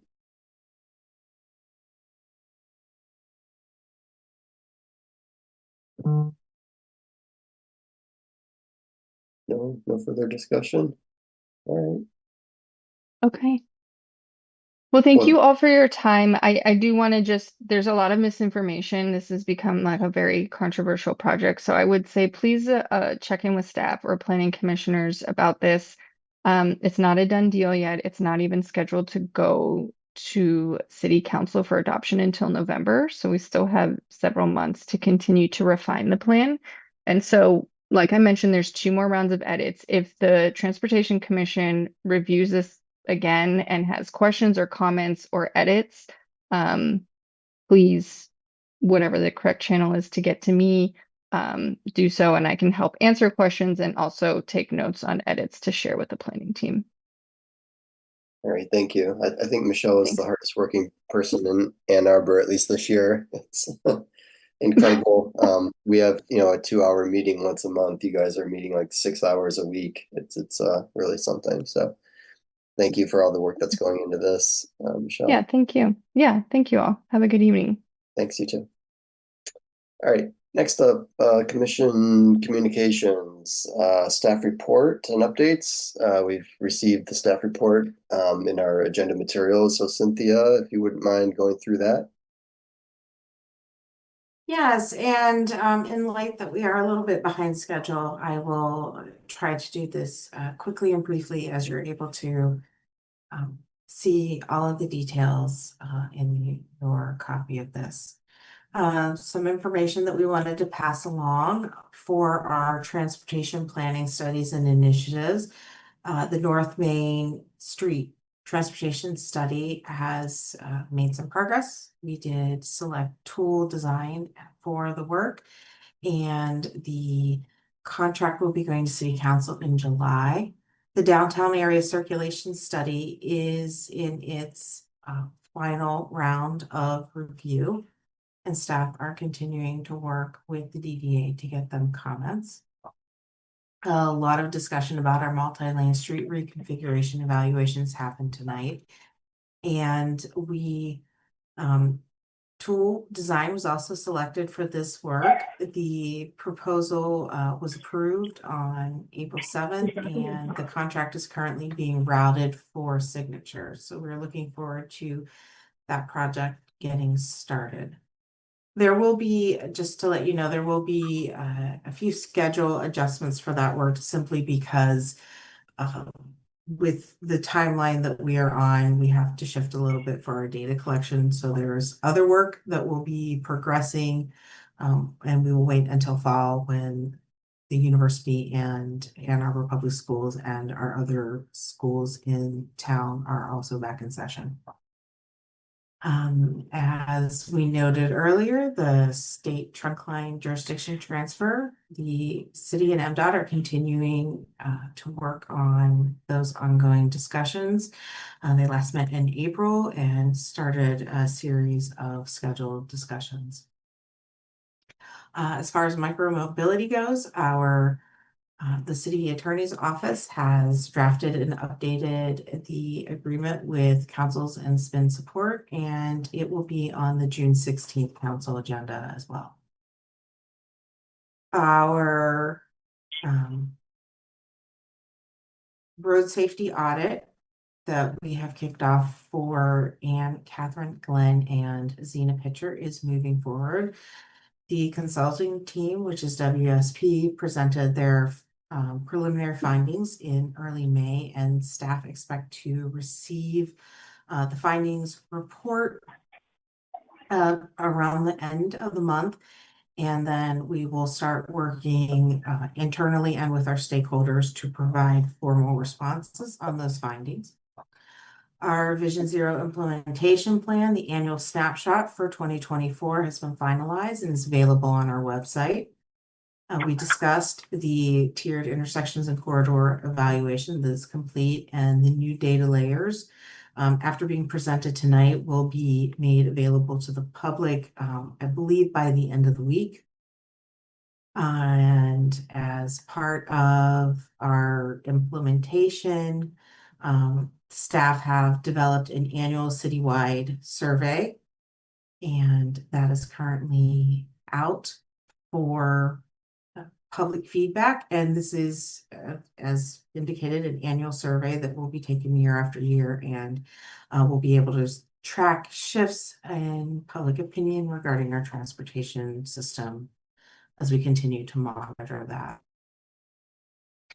Design projects, as far as sidewalk gaps go, it's important to note that the Apple and Pear area had their first meeting, which was a walkthrough. And the next walkthrough is scheduled for June 4th, and you can find information on their Engage page. The Washtenaw Bicycle Boulevard public engagement and design for the project is going to be supported by WSP through one of our on-call contracts. And Trevor's the project manager on that and continuing to move that forward. Our Safe Streets for All grant, we are pleased to know that we have received our approval for the NEPA evaluation, and we're still in the base phase of the grant agreement.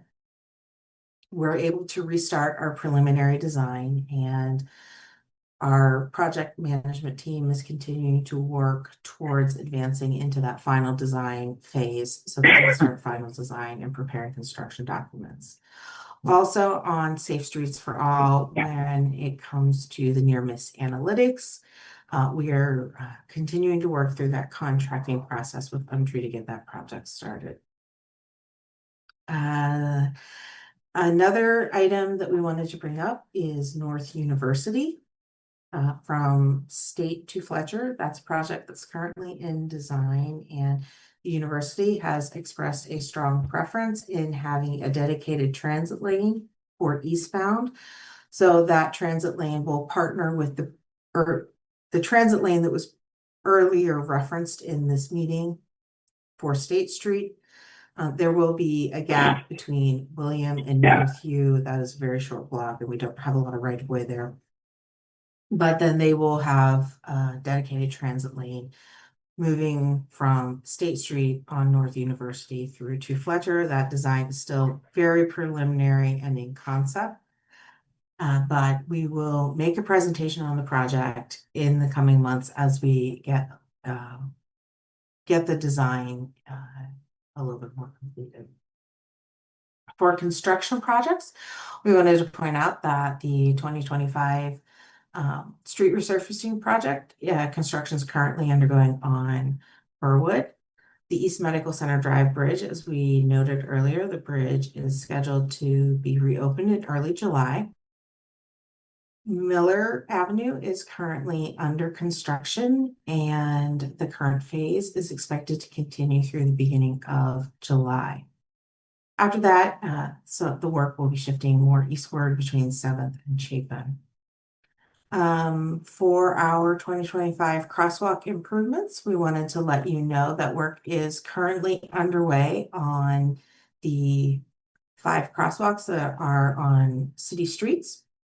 And staff has also started the work on the Jackson and Huron crosswalks that we were doing under permit from the Michigan Department of Transportation. State Street, as previously referenced, is under construction, and that from William to Southview, and that construction will continue through November. The Pauline Water Main and Resurfacing Project construction has started, is in progress, and is expected to continue through August. The Pittsfield Village improvements construction on phase 1 has started and will continue in through fall of 25, and phase 2 is started and will continue. Phase 2 has not started. It's scheduled for 26. Fifth Avenue construction is underway, and we expect that to be finished in early July. And our 2025 miscellaneous utilities project, design for the intersection of Harding and Wallingford has been finalized. And you can find more information about that on the project website, and construction has started on the water main on Fifth Avenue. So streetlight LED conversion, the city MDOT grant agreement has been signed. So we're looking forward to that moving along. A streetlight implementation, DTE has reported fixing 420 streetlights so far in 2025. And that was provided on May 13th. As far as traffic calming goes, we have updated those pavement markings on Manchester. And also some updates on our signalization changes for flashing yellow arrows. The intersection of Huron Parkway and Huron River Drive was completed on May 15th. And that work at Brockman Stadium and St.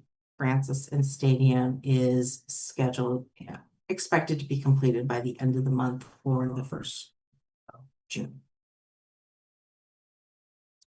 Peter. Thanks. No doubt people know that this is an important topic for me, flashing yellow arrows. And we talked about it a little bit last month. And I asked then if we couldn't just turn them off until we can do it safely and have a way to cancel the flashing yellow arrow when a pedestrian is present. So I asked that at our last meeting. It was on about April 15th. And then on April 30th, a pedestrian was seriously injured in a crash where he had a walk signal and a driver drove through a yellow arrow and hit him at the corner of Division and Huron. So I guess I'm asking again, what is stopping us from turning the yellow arrows off on these last remaining intersections? Like, do we need money, or do we need permission, or would it help to have a resolution from council, or like what do we need? I want to try and get it. My opinion is that, especially in light of this last crash, we have a very compelling public safety interest in turning these last FYAs off, and we should do it now. And if someone objects, then we explain that we are doing this to protect the health and safety of the people here in Ann Arbor who use them. So what do we need to do to get them turned off in the short term until we can make a long-term change?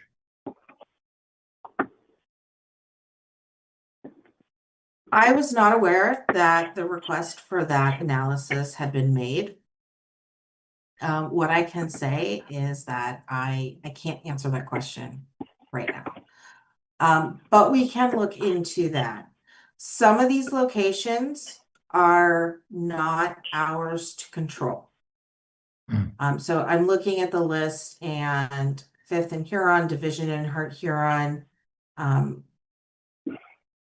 East Medical Center and East Hospital are not under our jurisdictional control. We do maintenance work on those signals, but we do not have jurisdictional control over those signals, so we cannot change that timing plan. However, I will make a note as far as the MDOT jurisdictional intersections that Suzanne and I can bring that up as part of our conversation that we will be having with the region and the Brighton TSC Okay. that's coming up soon. Well, this would be a good topic for that, except that I guess I don't want to wait until June. If we are able to do maintenance on these, if we were talking about a water main break on Huron or a signal that was burned out or broken, we would just go and fix it. And my point is that we have signals that are not working as intended to keep people safe, and we need to go and change them. And we can inform our partners that we did it, and we can tell them why we did it, but we need to just do it. And what do you need? What do you need in order to feel empowered to do it? And you don't have to answer that right now. I just, what do we need? Per the contract that we have with the Michigan Department of Transportation, we do not have the authority to alter the timing plan. So we do not have the authority to make that adjustment. And, but like I said, we can definitely reach out to them and start facilitating that discussion to see what change we can get made.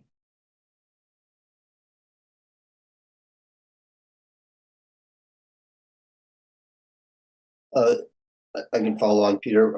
Aside from the state-owned intersections, what about the ones that are under city control? I know 2 of them already have work scheduled, but that would leave, I think, 3 additional that are in city control. Is that right? That don't have work scheduled? Yes. Yes, and those do not have push buttons at this time. And so I will reach out to our signs and signal staff, and I will start having that conversation with them tomorrow.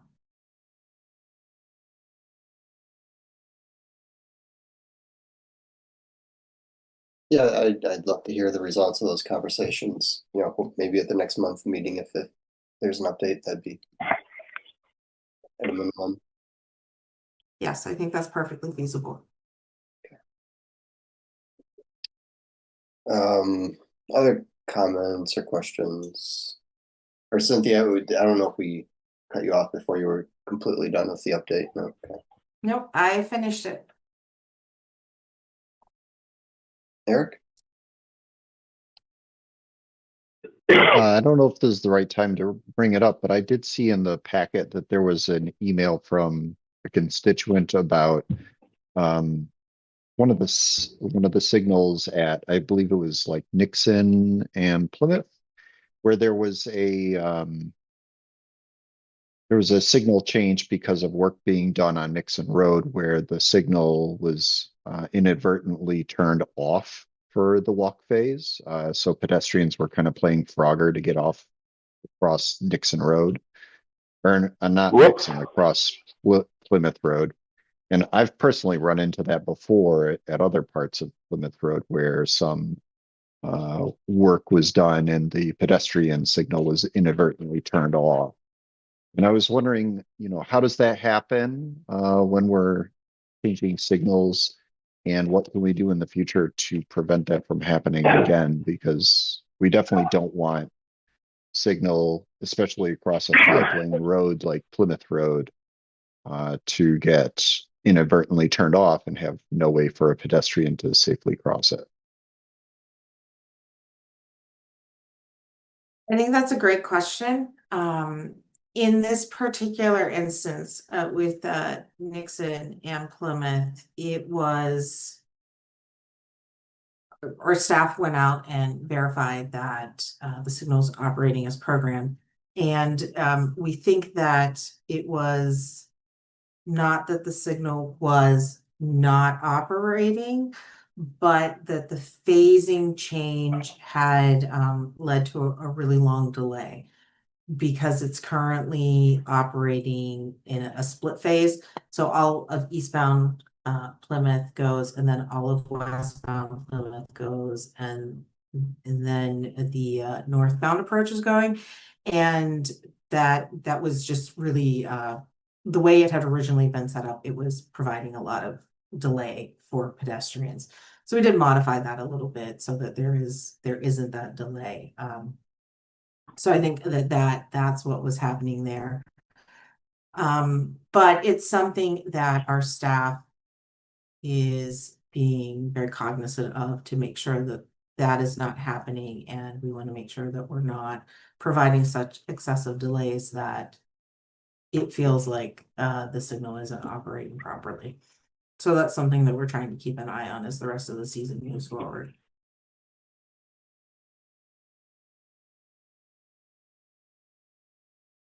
Any other comments or questions before we move on? Pete? Yeah, we typically review the bicycle and pedestrian crash report in this portion of the agenda. Yeah, And so and that was coming up. just okay.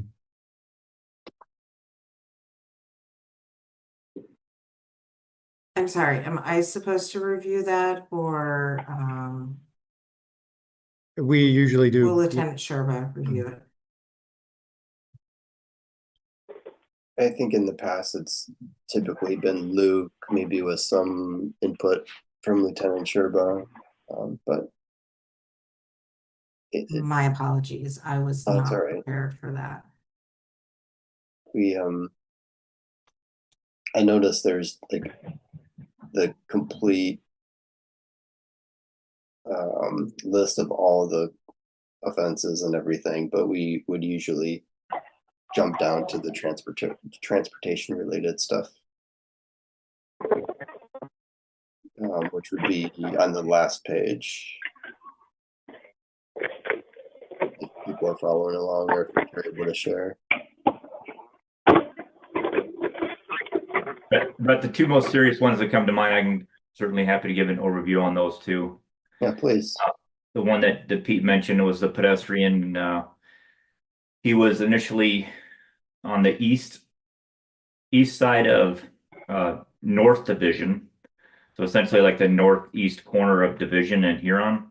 So walking southbound, and then made a right turn onto the crosswalk. So he began crossing now westbound, within the crosswalk, and he had the signal.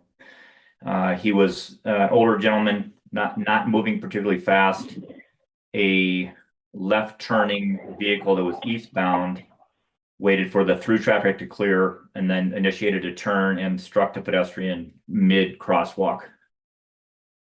So to Pete's point, I believe that the signal there at Division and Huron does have that flashing yellow at that point. It's not a solid green for the turners. And then the second one was the unfortunately fatal crash at Huron and 4th.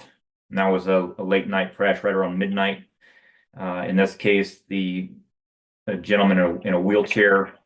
He was on the northwest corner of North 4th in Huron and crossing in the west crosswalk.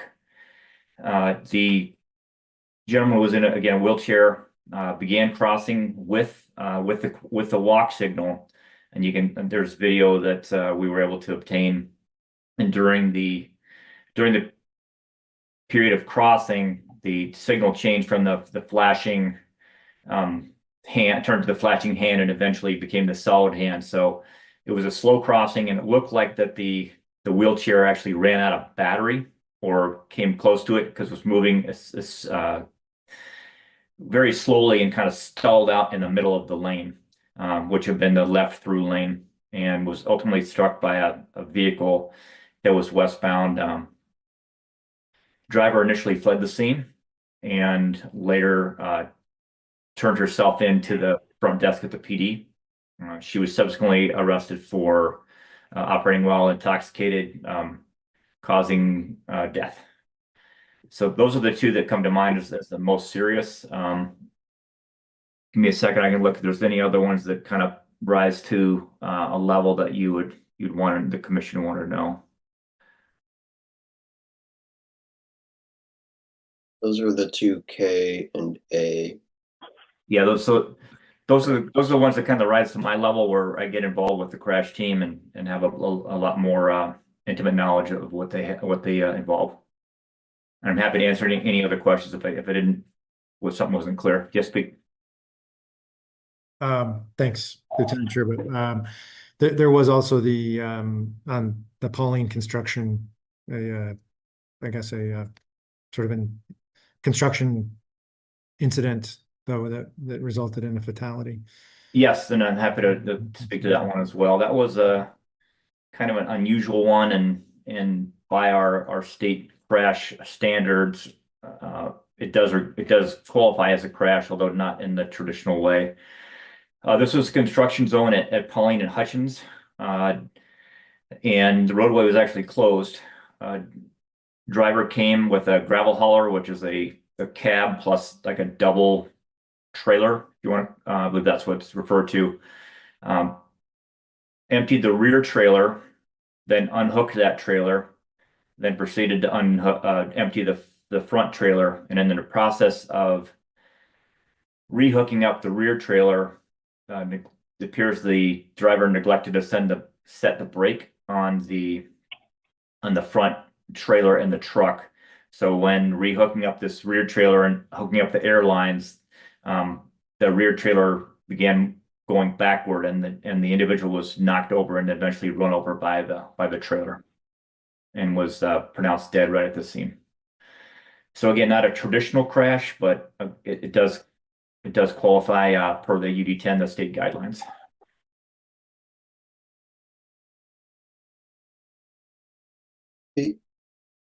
I guess I would like to request, and I don't know if this is a request for you, Lieutenant Sherbo, or for whom, but I'd like to ask that the crash reports for K and A crashes for all the modes,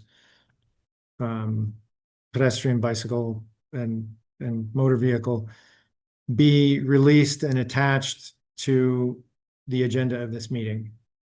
I guess I would like to do that in a continued effort to raise awareness of these crashes, and in particular these K&A crashes that are the very crashes that our Vision Zero commitment intended to eliminate by this year, 2025. And so obviously we haven't met that commitment, but I guess my opinion is that we can eventually get there. But what we need to do is to, we need to recognize the fact that we haven't achieved our stated goal, and then figure out what we're going to do differently to make it happen. And for me, I think that sharing these crash reports is an important first step. So that's my proposal. Lieutenant Sherbo, is that something that's at all feasible? I don't know if there are like privacy issues or redaction that need, I have no idea whatsoever. There would be some redaction involved if it was published in a particularly a public type setting. And then the second thing I would also pass on is that due to the nature of the investigation, some of them would take a fair amount of time to complete. So generally it's our policy not to release an investigation until or the crash report until the investigation is complete. So it might not be such that we would have the investigation available for, say, a early month crash for our meeting. It might be till the following month or even potentially longer, but typically not longer than the following month. But I don't see any reason why that couldn't happen, and then perhaps the group as a whole could have a better understanding of what happened and sometimes the whys. Thank you. Is there anything to report from the, I assume that the staff and AAPD monthly kind of interface meetings are still occurring? Is that still It is. They are. Oh, Okay. Oh, good. my Cynthia. apologies.